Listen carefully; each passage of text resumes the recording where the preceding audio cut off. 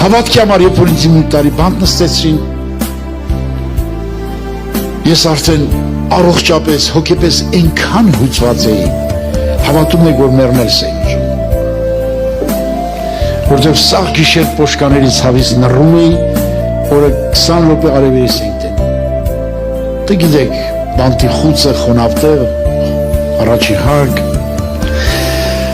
Վերջը, հիմա մի տարի արդեն նստել եմ, 77 թիվն ապտի տանեմ Բաքու, Բաքուն էլ կռիվները արդեն սկսվել է Ադրբեջանի հետ միասին։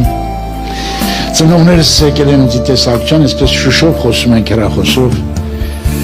Մերս ասում է, բալաջան ասում է, 30 տարիով կտվոր եղել, ես էլ շատ իր այդ ծառայել եմ, ինչքան որ կարողացել եմ,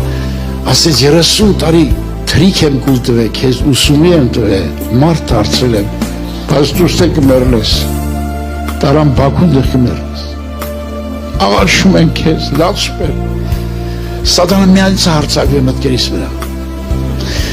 ես պոշկաների ցավը միանից է ստիպում, հորնումորս հարցումները միանից է ստիպում, ես ուշ չունեմ խոսալ, ես որոշեցի հորնումորս արցունքից չմերժել, որոշեցի ասել, համաձայն եմ,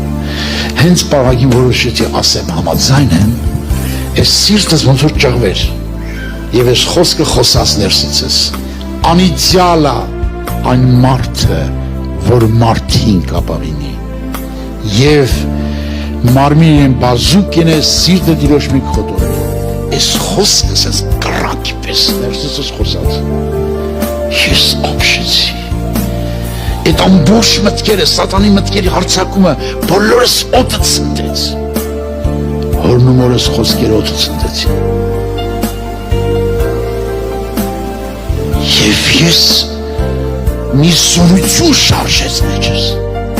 մի կրակ եկա մեջս, որ իմ խելքից, իմ կամքից, իմ ցանկություններից լրիվ հակառակ էր։ Եվ անցավ որոշ ժամանակ, երբ որ ես հանդիպեցի Երեմիա մարգարեության այս խոսքերը, ես մարդ ինչ ասում։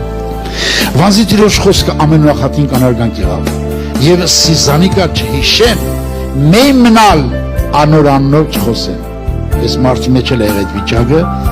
այնքան են հալածել, ծեծել, տանջել, հոգեպես, ֆիզիկապես, ամեն ձևով, որ ես մարդը հրաժարում է քարոզելուց։ Ասում է,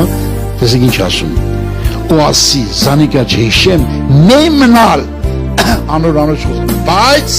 սրտիս մեջ վառած կրակի պես է։